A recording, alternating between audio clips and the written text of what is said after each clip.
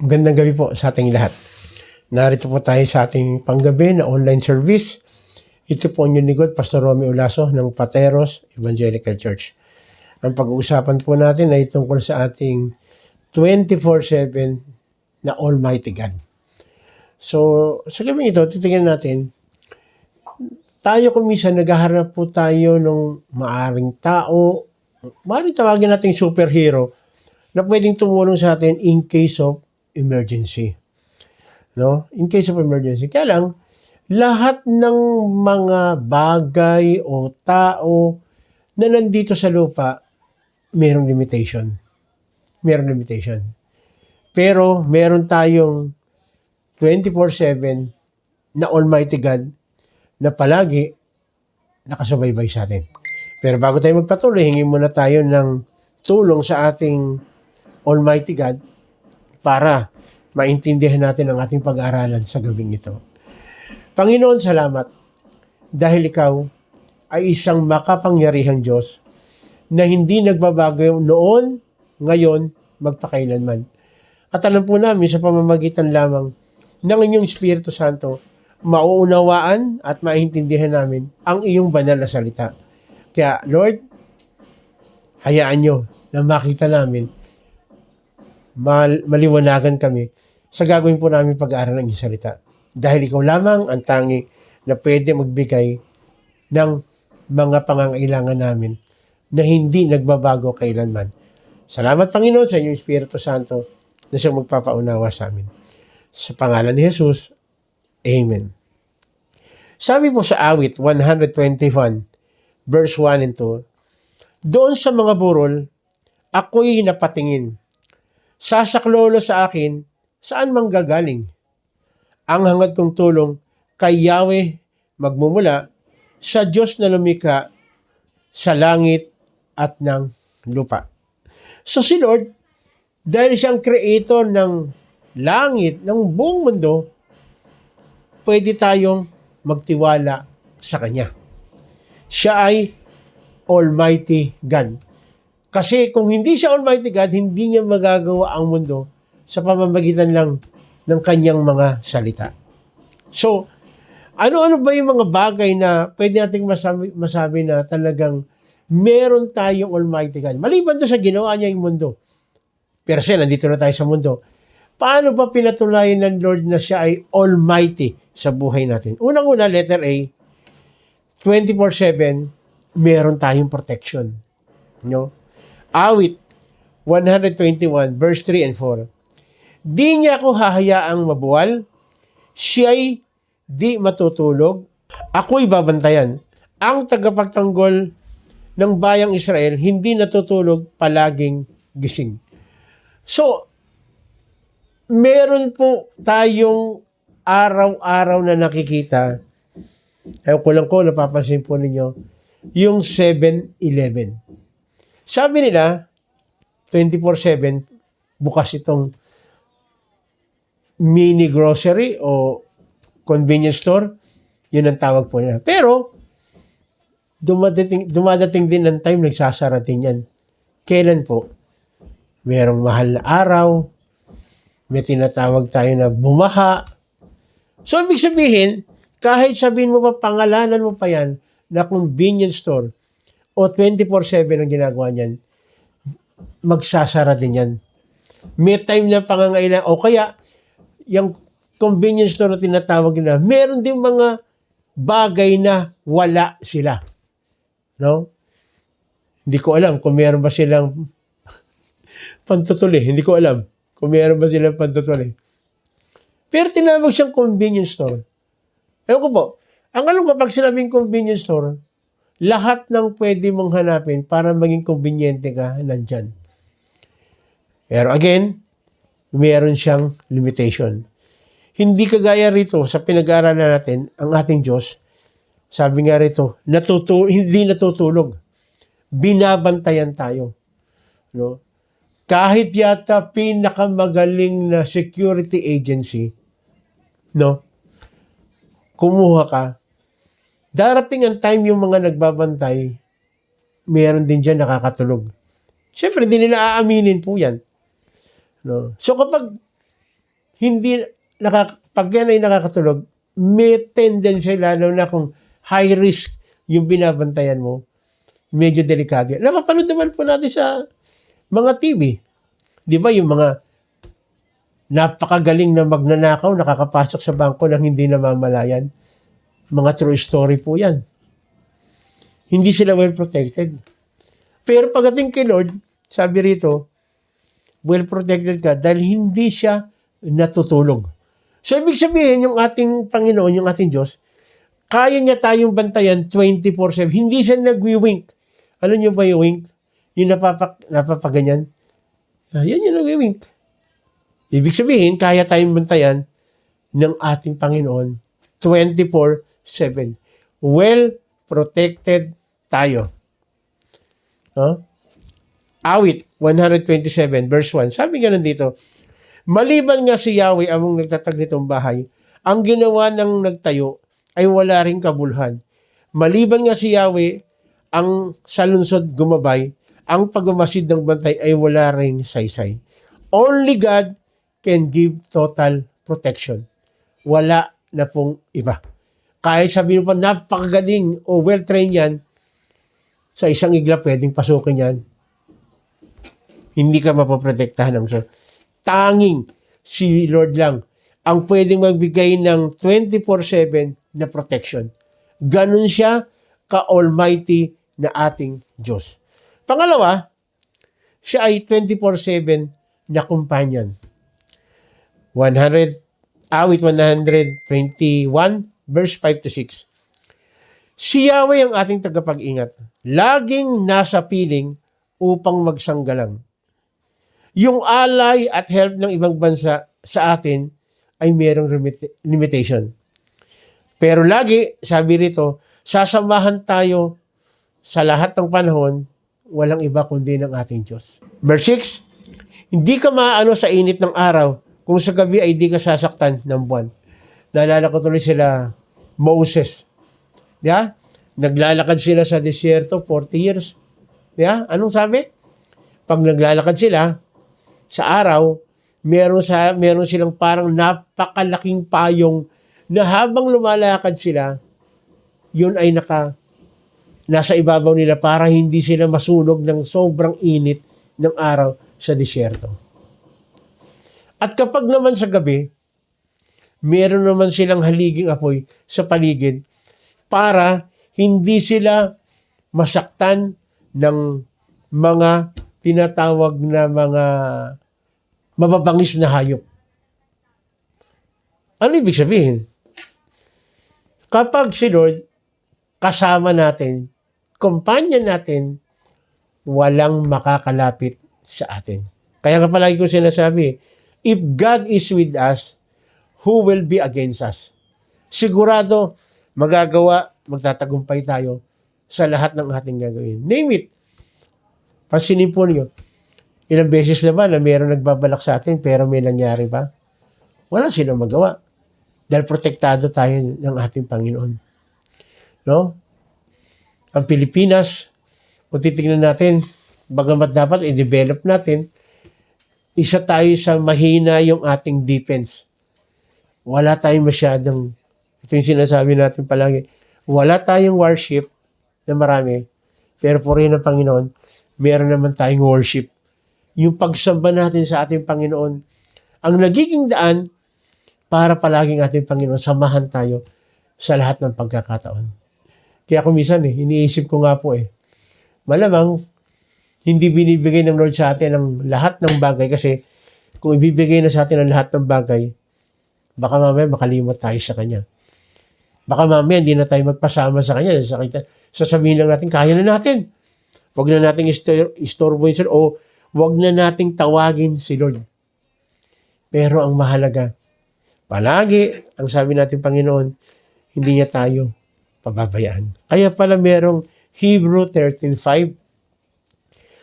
Sabi rito, huwag kayong magmukhang pera at masiyahan na kayo sa anumang nasa inyo. Sapagkat sinabi ng Diyos, hindi kita iiwan ni pababayaan man. Kaya't malakas ang loob nating masasabi, ang Panginoon ang tumutulong sa akin, hindi ako matatakot, Ano ang magagawa sa akin ng tao? Again, kung kakampi mo si Lord, sino ang laban sa iyo? At ito ang maganda. Natutulog tayo, binabantayan tayo ng Lord. Naglalakad tayo, sinasamahan tayo ng Lord. Tumatakbo tayo, sinasamahan tayo ng Lord. Meron tayong problema, kasama natin si Lord. Merong gustong malakit sa atin, poprotektahan tayo ni Lord. So, 24/7, kasama natin si Lord. So, saan ka pa? Kung ganyan ang kakampi mo ang Diyos, for sure walang mananalo sa atin. Mapalad tayo dahil meron tayong pagkakilala sa ating Diyos at ito ang nagbibigay sa atin ng lakas ng loob para tayo magpatuloy. Lalo na pag nakakapanood tayo ng TV, maraming disgrasya, maraming mga nangyayari na hindi maganda. Pero tayo, meron tayong comfort na alam natin, iingatan tayo ng Lord. Kaya nga po napakagandang maging ugali natin na magtiwala tayo kay Lord. Pagkagising sa umaga, pasalamat tayo kagad kay Lord. Dahil iningatan niya tayo sa buong magdamag. Natulog tayo ng mahimbing, nakaranas tayo ng masarap na kapahingahan, at palagi ko pong sinasabi ito, hindi natin kinakailangan uminom ng kung ano-ano man para makatulog tayo. Bakit? Si Lord ang magbibigay sa atin ng masarap na kapahingahan. Si Lord ang magbibigay sa atin, sasamahan tayo sa buong araw na yugto ng ating buhay. Yun po ang pinakamaganda sa lahat. Kasama natin palagi si Lord. At pangatlo, sabi nga nun, 24/7, siya ang ating refuge. Sabi niya sa awit 121, verse 7-8, si Yahweh ang siyang sa'yo mag-iingat, sa mga panganib ikay ililigtas. Si Yahweh ang siyang sa'yo mag-iingat, saan man naroroon, ikay iingatan, di ka maano kahit na kailan. So, ang total dependency natin dapat na kay Lord. Bakit? Siya yung ating refuge. Siya yung ating tanggulan. Bakit? Sinabi niya, iingatan tayo sa lahat ng panganib. No? Siya ang mag-iingat saan daw man tayo pumaroon. Siya ang mag-iingat sa atin at hindi tayo maano kung walang pahintulot ng ating Panginoon. So, hindi ba masasabi nating meron tayong 24/7 na Almighty God? Kasi kung hindi siya 24/7, hindi siya Almighty. Bakit? Kasi merong mga patlang-patlang Hindi. Siya ay perpekto at walang error sa kanya. Lahat perpekto sa ating Panginoon. Kaya sabi niya sa awit 9:9, si Yahweh ang takbuhan ng mga pinahihirapan, matibay na kanlungan sa oras ng kaguluhan. So, kapag meron tayong problema, pwede tayong tumakbo kay Lord. Kung tayo'y nahihirapan, lumapit tayo kay Lord. At ang sabi, matibay na kanlungan sa oras ng kaguluhan. Sa mga oras ito, meron kang nararanasan na kaguluhan, meron kang nararanasan na karamdaman, meron tayong tatakbuhan, meron tayong refuge. Palaging nakikinig, nag-aantay lang sa ating pagtawag. Gusto ng Lord, no? Totally surrender natin everything sa Kanya. Kaya sa gabing ito, kapatid, hindi siyang aksidente na nakapakinig ka nitong ganitong klase ng gawain at hindi siya rin isang aksidente na nalaman mo na meron tayong Almighty God na hindi natutulog, sinasamahan tayo sa lahat ng oras at siya ang nagbibigay sa atin ng refuge. Siya yung ating tanggulan, siya yung ating sandalan. So kapag ganyan, kilala mo ang Diyos na ganyan, hindi mo meron kang tinatawag na comfort, masasabi mo sa sarili mo, ay salamat. Yung tipong pag natulog ka sa gabi, hindi ka nangangamba kung ano man ang mangyayari dahil si Lord, parang tinitingnan ko si Lord parang pinapaypayan tayo. Di ba may kasabihan po yung mga nanay, yung mga anak hindi pa dadapuan sa langaw. Kay Lord, parang ganun din po Hindi niya tayo hahayaan, hindi niya tayo pababayaan. Maaaring magsabi ang iba, totoo ba yan? Bakit maraming mga taong namamatay? Bakit may mga taong nadidisgrasya? Bakit may mga tao na naghihirap, nagkakasakit? Ang tanong, lumalapit kaya siya kay Lord? Binibigay ba talaga niya ang buhay niya kay Lord? Kasi po, yung mga taong ito na nakakaranas ng refuge kay Lord, nararanasan niya yung palaging kasama niya si Lord, yung meron siyang protection galing kay Lord, ito po yung mga tao na isinuko, sinurrender ang buhay sa ating Panginoon. Kapatid, sa mga oras ito, baka kaya hindi mo nararanasan itong mga bagay na ito, meron kang mga bagay na dapat isurrender kay Lord. Of course, ang unang-una dapat isurrender natin kay Lord, ang ating sarili mismo, ang ating buhay. Lumapit tayo sa Kanya, bigay natin ang ating buhay sa Kanya, at willing na willing siya na tayo ay bigyan ng protection, samahan, at gawin na siya ay maging sandalan natin sa buhay. Gusto mo ba ito, kapatid? Tama-tama, nandiyan ka. Ito yung pagkakataon na pwede ibigay mo ang buhay mo sa ating Panginoon at lumapit ka sa Panginoon. Ako'y mananalangin ng isang paglapit sa ating Panginoon, pagbibigay ng ating sarili sa Panginoon. Ito yung pagkakataon na maranasan natin ang pagmamahal ng ating Diyos. Tayo pumikit, tayo'y manalangin. Panginoon, salamat dahil sa iyong mga salita, nagbibigay sa amin ng courage para kami, Panginoon, ay magkaroon ng comfort sa buhay na ito. Sa pagkakataon ito, Panginoon, kami lumalapit sa iyo, dumudulog kami sa iyo, at tinatanggap ko po, at ako'y nananalig, na tanging, ikaw lamang ang Almighty God na pwedeng magbigay lahat ng aking pangangailangan.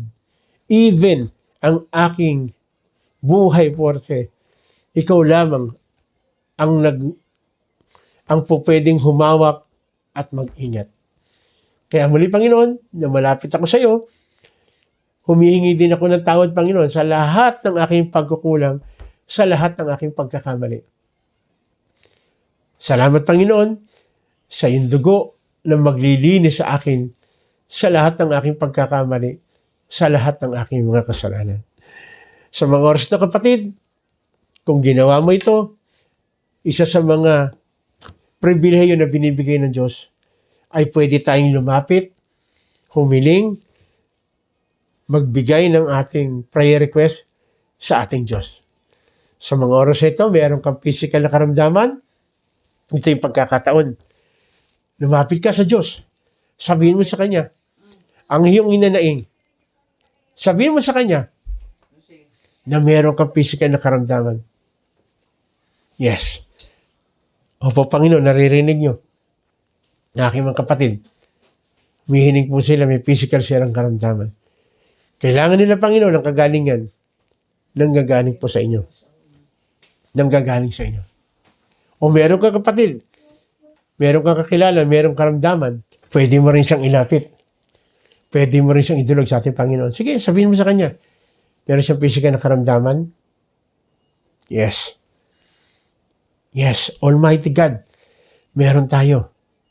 Kayang-kaya niya. Naririnig niya. Hindi natin kinakailangan sumigaw. Hindi natin kailangan na lakasan ang ating boses. Actually, hindi pa natin hinihingi ito. Nakahanda na si Lord Ang inaantay lang ng Lord, sabihin natin. Bigkasin natin. Kasi isang paraan ito na pinapakita natin na tayo naniniwala at tayo sumasampalataya sa ating Panginoon. Gayun na rin, meron kang problema emotionally, sa asawa mo, sa magulang mo, sa anak mo, sa kapatid mo, kasama sa bahay, sa trabaho, sa eskwela, sa komunidad na ginagalawan natin. Gusto ng Lord makipag-ayos tayo. Gusto ng Lord mabura yung hinanakit natin sa mga taong ito. Na matuto rin tayo magpatawad at matuto rin tayo humingi ng tawad. Dahil ang ating Panginoon, willing na willing tayong patawad. Even nga hindi pa tayo humingi ng tawad eh. Nakahanda na kagad. Nag-aantay lang ang ating Panginoon na sabihin natin. Sabihin lang natin. Willing na willing siyang magpatawad.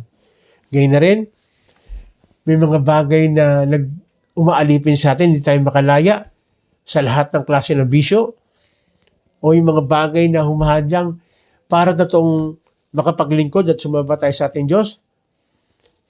Tulungan tayo ng Diyos, makalaya tayo sa mga bagay na ito. Even ang kahirapan, hindi design ng Lord na tayo pahirapan. Hindi rin design ng Lord na tayo ay makaranas ng paghihirap. Dahil gusto ng Lord, ibigay ang the best para sa atin. Gusto ng Lord, magpatuloy na lang tayo at lumapit tayo sa Kanya.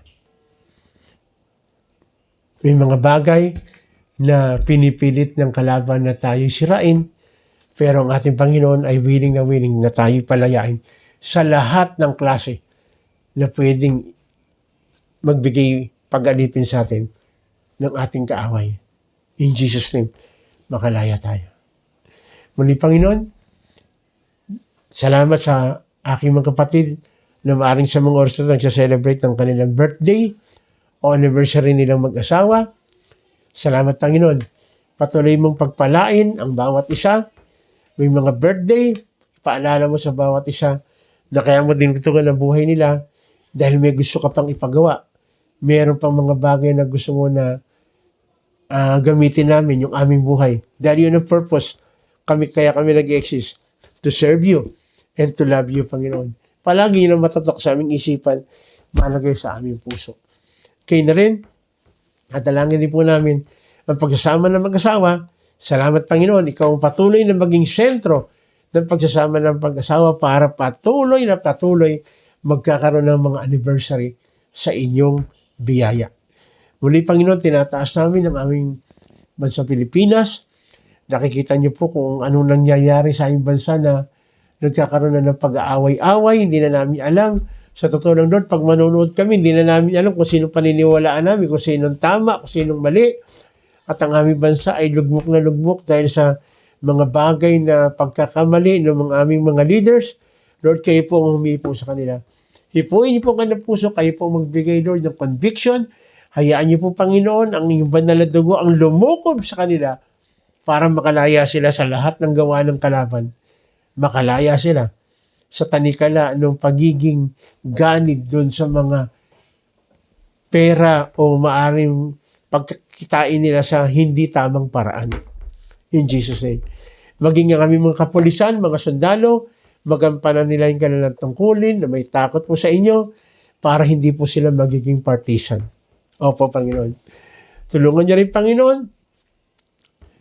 ang aming mga religious leader, ang aming mga grupo na patuloy na ikaw ang itinataas. Kasi naniniwala kami, Panginoon, na kapag ikaw ang tinaas ng bawat churches, tunay na ang bansang Pilipinas ay tatawaging pag-aari ng Panginoon. At tatawaging itong Christian country, itong aming bansa. Muli, Panginoon, maraming salamat dahil sa gabing ito, alam namin na kinatagpo mo ang lahat ng aming pangangailangan at ngayon pa lang, Panginoon, meron ka ng ginagawa at patuloy na gagawin para sa buhay ng bawat isa. Papalain mo rin, Panginoon, ang bansang Israel dahil ikaw mismo nagsabi, ang sino mang magpala sa bansang Israel ay yung pagpapalain. Muli, sa gabing ito, hinihingi po namin ang lahat ng ito at kami umaasa na magaganap ang lahat ng ito kasi hinihingi po namin ito sa pangalan ng aming Panginoong Sus. Lahat po tayo magsabi ng Amen. Muli, ito pong yung lingkod, Pastor Romy Olaso, ng Pateros Evangelical Church, nagsasabing, muli, pakiusap po. Kung kayo po ay nakaranas po ng pagsagot ng ating Panginoon sa ating mga prayer request, lalong-lalo yung may mga physical na karamdaman, please, paki-PM lang po kami. O merong himala na nangyari sa inyo, biglang nagkaroon ka ng trabaho, dahil gusto ng Lord talaga naman lahat tayo mayroong trabaho, dahil ayaw ng Lord sa mga taong tamad. At ayaw ng Lord sa mga tao na umasa sa kanyang kapwa. Gusto ng Lord magbanat tayo ng buto. Salamat dahil alam po, ang Lord ay gagawa at kikilos sa inyo. Please, paki-inform lang po kami. I-PM niyo po kami. Dahil ito po ay magiging kalakasan namin at magiging guide namin na ituloy namin ang lahat ng aming ginagawa. Muli, ito pong Unique Pastor Romy Olaso ng Pateros Evangelical Church nagsasabing, pagpalain po tayo ng ating Panginoong Jesus.